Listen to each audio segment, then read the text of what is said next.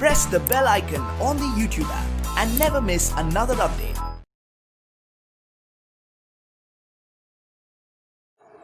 Hello students, welcome back to your social science class. That is our constitution, that is the first chapter under your political science. Okay.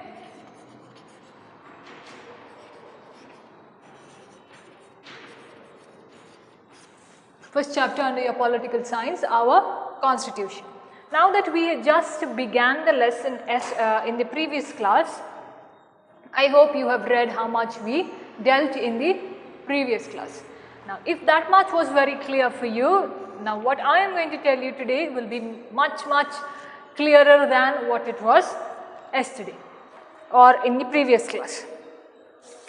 Now in the previous class we saw what were the challenges of making India run successfully as an administration, and how they had to carry on their administration after the Britishers left India. How after India got independence, became an independent India. After the Britishers left, what were the challenges in order to make it a fully functioning administrative rule by the Indians alone, and not any interference of the Britishers. With that, we learned about the Indian Constituent Assembly, how what were the recommendations given by the different commissions that were there, and a few other things that have been noted down in order to make this lesson as an introductory session for what this lesson is going to be dealt with. Today, in the previous class, as I told you, today we are going to learn about the drafting committee and the framing of the constitution, along with an introduction to the preamble of the constitution. Let's get into the first aspect of what we are going to learn today is the drafting committee.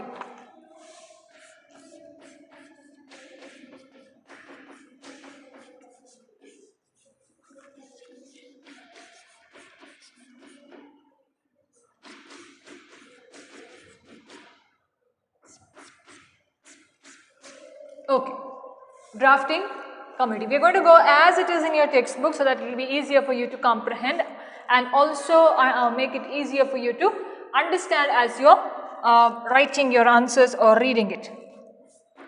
Now the first point is the Constituent Assembly that was there.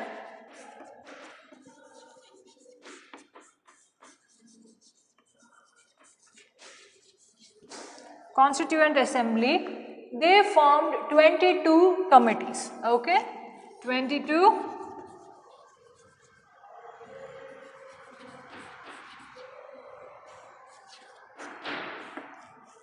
committees all together, okay, a process of making laws. They formed 22 committees and 5 subcommittees.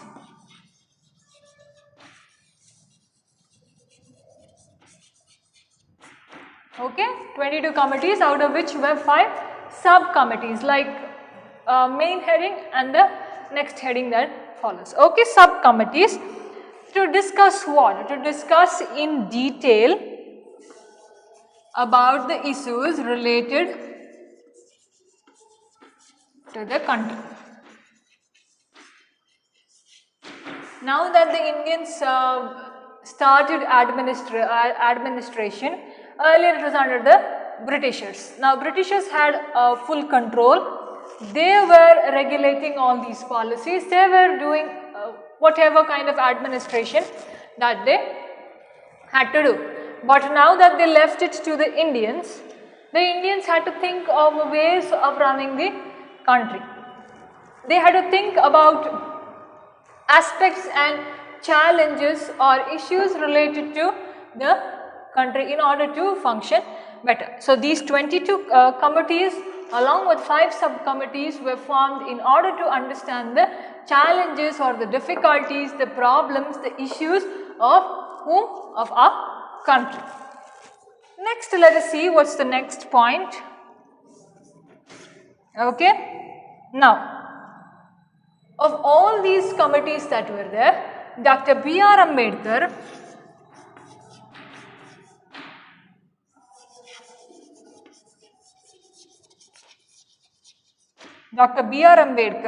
he was the chairman of one of the most important committees, okay? One of the most important committees, that is the drafting committee. What is a draft? A draft is like a blueprint, okay? You have not finalized it, but you have it so that you can take it and refer it for your further reference.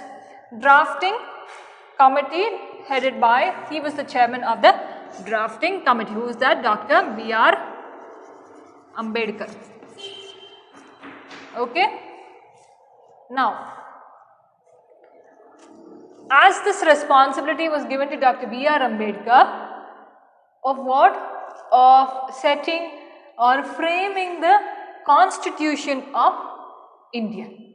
Now that Dr. B.R. Ambedkar, how did he influence himself in order to draft the Constitution was, he had travelled to many places, and one such country he travelled was the USA.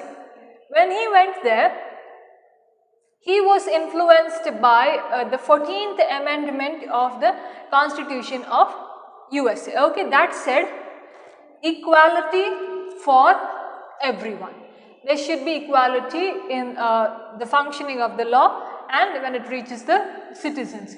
And he thought, why don't we do that kind of equality for all people who are here, especially the Dalits, who are considered to be low caste, isn't it? Among the 4 varnas that are given, Dalits have no place in that.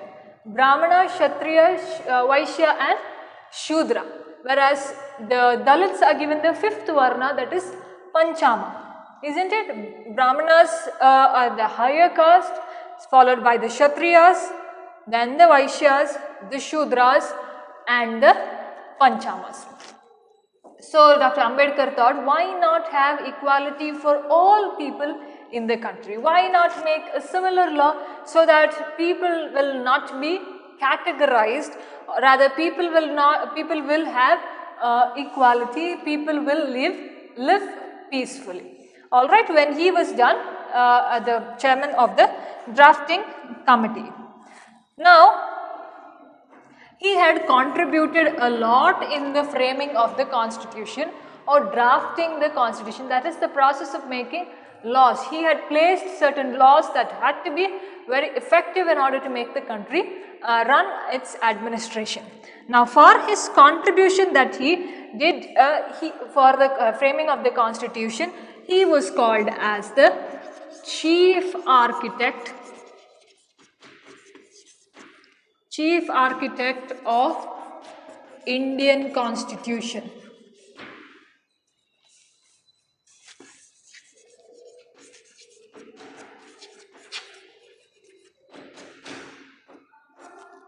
Okay, chief architect. Now referred to also as the pilot. Okay, this is a reference in order to tell that he was the head, he was the leader, he was the chief architect, he was the pilot of the Indian Constitution, who took over the challenge of framing the Constitution of India. Did you understand this much? I hope you got it. Now, Constituent Assembly formed 22 committees and 5 subcommittees to do what? To learn about the issues, the challenges, the problems happening in the country after India gained independence. Alright, next, Dr. B.R. Ambedkar, he was appointed as the chairman of the drafting committee to draft what? To draft the Constitution of India. Now, for his contributions that he did in drafting the Constitution, he was called as the chief architect of the Indian Constitution. I hope you got this much. Let's move on.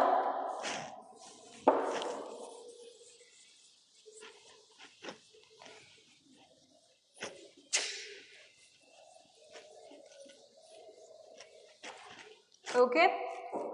The fourth point, now when he was doing this, he had a constitutional advisor, okay, and his name was B.N. Rao. This is additional information for you. You will be studying it in your 10th standard English textbook. But now this is additional information for you. B.N. Rao was the constitutional advisor for Dr. Ambedkar.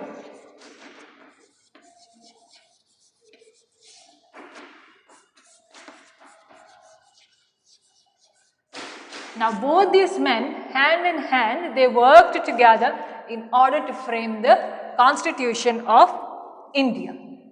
Okay, their ideas matched, their knowledge matched, everything that they thought they could do it easily because they had a kind of connection and understanding in order to function better and to frame the Constitution of India. This is the additional information for you.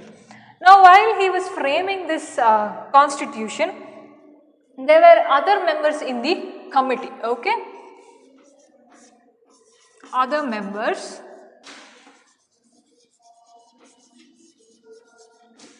in this committee were N. Gopalaswamy Iyengar,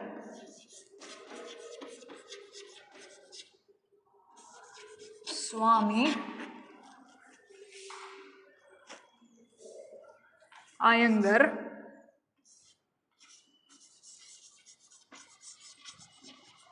these were all the members in the committee, that is the drafting committee, okay, Iyengar, Aladi Krishna Swami, Aladi Krishna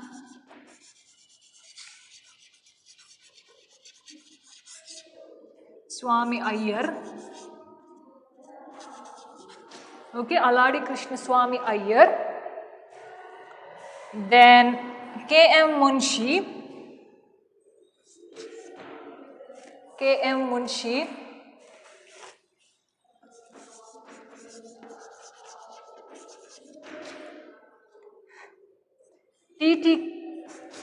T.T. Krishnamachari. If you remember few names, it's well and good, okay. Now these are the people who had a lot of knowledge, who could contribute into the drafting committee. N. Gopalaswamy Iyengar, Aladi Krishna Swami Iyer, K.M. Munshi and T.T. Krishnamachari. Okay, there were people from Karnataka also who are represented in helping Dr. B.R. Ambedkar in drafting the Constitution of India. Hope you got this much. This was the drafting committee. Let's get into what happened when they started framing the Constitution. Okay, what were the aspects that were being focused on once they started framing the Constitution?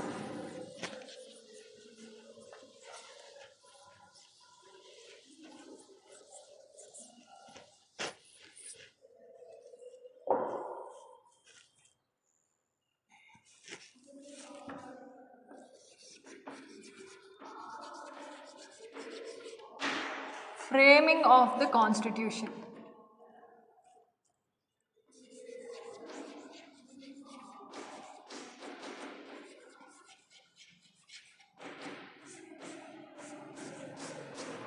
All right, let's see what was being influenced on and how did they take on the task of framing the Constitution of India.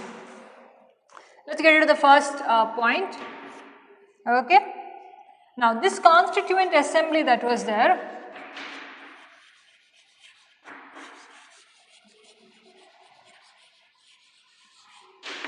Constituent Assembly, it took 11 months and 18 days .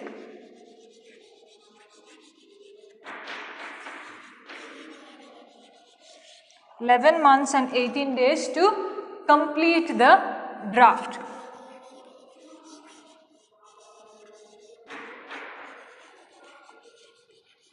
Complete their work. How many months and how many days?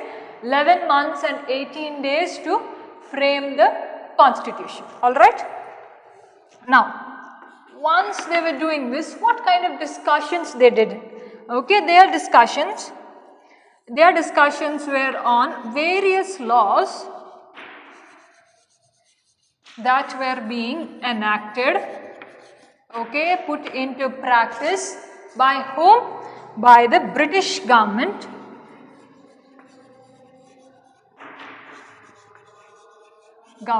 in 1909, 1919 and 1935. Alright, we will see it further. Now, while they were framing, they did such certain kind of discussions on laws that were done, put down by or enacted by the British government. That is 1909. 1909 was an Indian Councils Act. Now this in detail you are going to study in your 10th standard social science book. Okay, Indian Councils Act 1909. Okay, Government of India Act 1919. Government of India Act 1919 and Government of India Act 1935.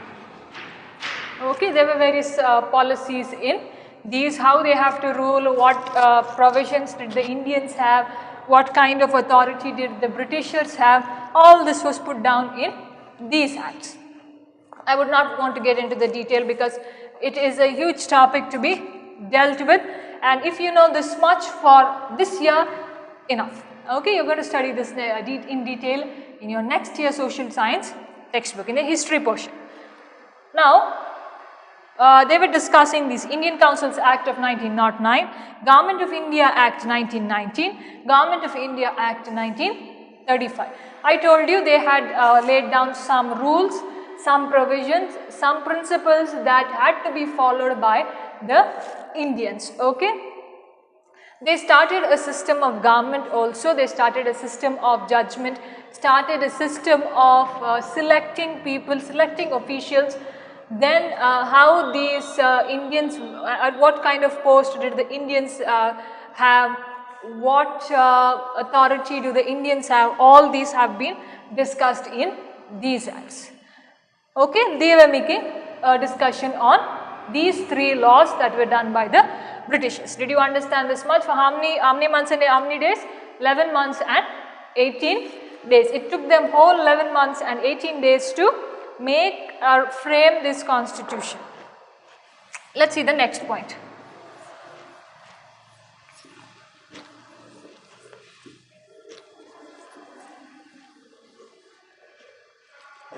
Next point is, now see, when they were framing the constitution, it was not their idea alone, or it was not like something that suddenly out of a sudden they got that idea to do it. It was not like that. But Dr. B.R. Ambedkar, he had visited a lot of places. He used to read a lot of books, and with that he gained a lot of knowledge through his reading, through his experiences, through his encounters in different encounters in life, the difficulties that he practiced or he had, all this had influenced him, along with the ideas of other members that they were present in the committee. Okay, each one put down their ideas and each one decided properly as to what has to be done, decided thoroughly on these acts, decided what has the British left for us, what did the British do to us, and how we have to move forward. Alright, now they had derived their experiences from various places, I told you. Few of them are mentioned here. Okay, the British parliamentary system.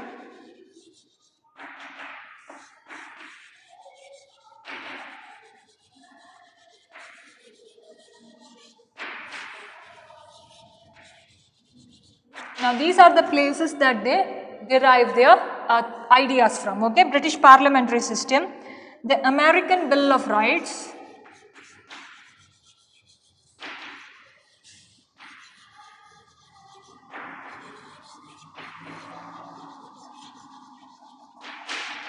American Bill of Rights, the social directive policies of Ireland, social directive policies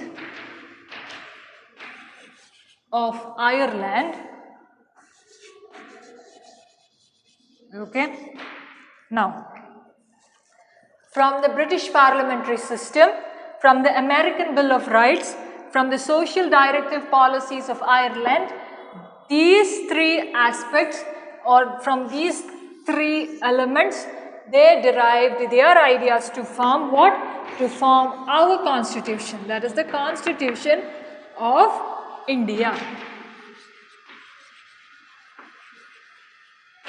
Alright, did you get this much? From these three aspects, mainly from these three places, these three elements, they picked out their ideas that could be imposed in the Indian scenario. Alright, let's get into the next point and see what it has to say.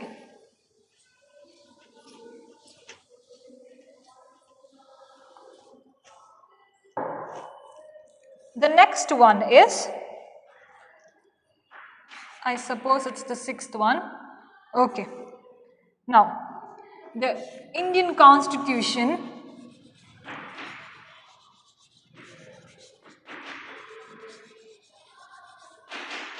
was approved on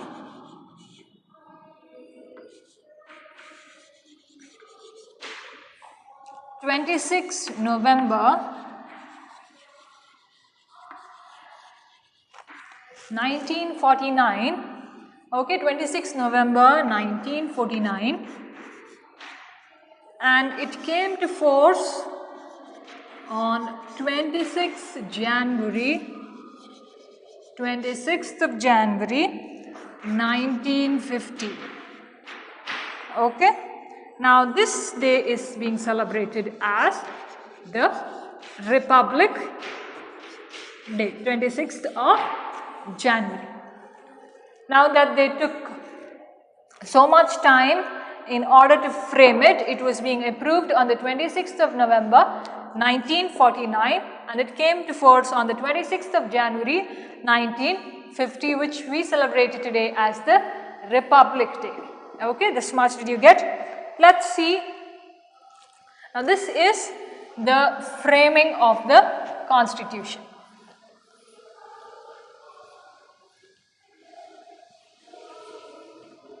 Let's get into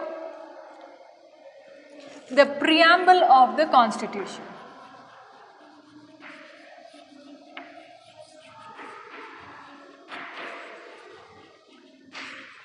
Now, the whole preamble we will discuss in the next class. But the basic introduction to the preamble I want you to know in today's class. Okay? The whole preamble I would like to show it to you here in your textbook. If you have your textbook, it's here. Okay, the whole preamble that is there. Now this preamble we will discuss in the next class because each word has to be dealt with. Today I would like you to understand only the introduction of the preamble. Now, everything I told you was derived from many places. It's not that they did it alone. It's not that the Indians could invent it all of a sudden. It was not like that. But they derived their ideas, they derived their thoughts or these statements from various other constitutions and various other places. Alright? Now, this preamble, it consists of what?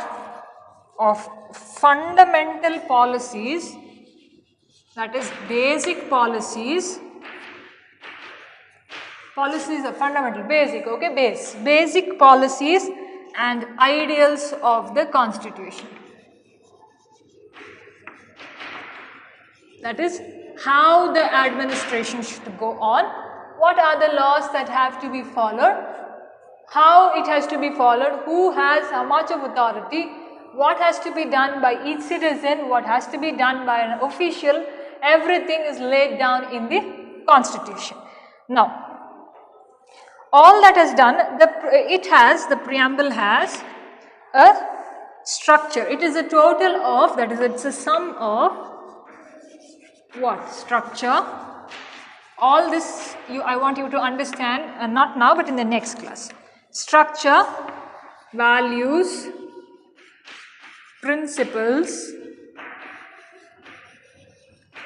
goals, okay, goals of the constitution based on what? Based on aspirations, okay, that is a need, a desire, aspirations and ideals of the people of India. Okay. Now, this preamble, the whole structure that is there, that I will tell you how it goes in the next class. There is a basic structure, isn't it? Now, a building has a structure. In your classroom, you have your walls on all the four sides, you have your windows, you have your doors, you have a board, you have everything. It's a basic structure. Your building is built in a basic structure. Similarly, the preamble also has a basic structure for it, okay. It knows where it has to place itself, it knows where it has to function, everything is being laid down in the constitution. Of what? Of values that we possess, of principles that we have to follow, of our goals that we have to meet in the future, depending on what? It is based on the desires, the aspirations, desires and ideals. Ideals are like values, a system of whom, from whom, based on whom? Based on the people of India. Now, certain ideas are derived from your citizens, isn't it? If you don't ask the citizens, their ideas. Now, for example, have you seen any kind of survey that they do? Have you, now they come for census. Okay, let's take census. I hope you have seen census at least once. When they come to your house, they ask you all your details. Now, why do they do this? They do in order to collect a certain kind of information, in order to know how much of the population is literate or illiterate, whatever kind of survey it is, what the population is doing, how much of population do we have. All this is done, isn't it? Now, in this also they did a similar kind of thing. They wanted to know what kind of desires the citizens had. Now, when they asked many of them, then they put it together, they brought it together, and then they put it as the basis or the introduction to the Constitution of India. Now, let me get into the next point.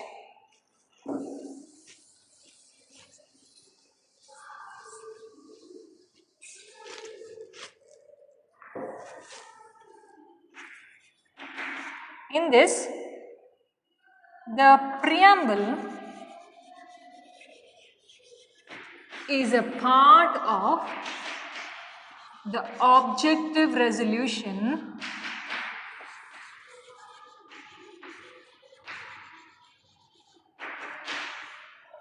let us get into objective resolution later, but objective resolution which was given by Jawaharlal Nehru, okay, on December 13, 1946, and the same objective resolution was approved by the Constituent Assembly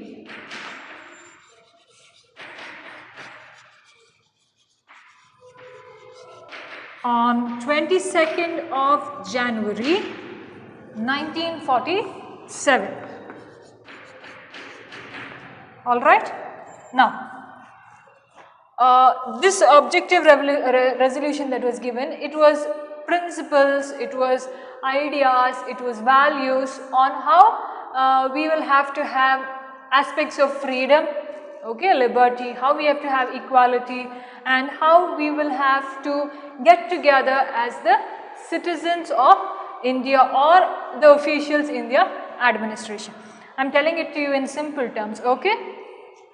This was given in order to have liberty, in order to be a democratic country where we have our freedom, we will have our rights, every citizen will have their own rights, all their fundamental rights, all that we will get into the chapter as we read. Basic rights that everybody has, okay, right to education, right against exploitation, right to freedom of speech, right to expression, right to religion, okay. Everybody has to have their own kind of liberty, own kind of freedom, own kind of expression, okay. They should have a provision to express themselves. All this was told by Jawaharlal Nehru, and it was given to the Constituent Assembly, okay, on December 13, 1946, and it was approved by them on the 22nd of January 1947. Now this resolution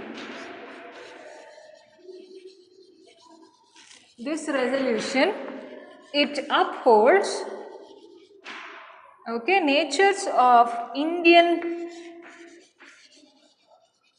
India's sovereign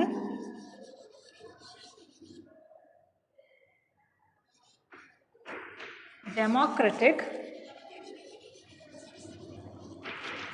republic nature, okay, social, economic and political justice. Now this is in your preamble.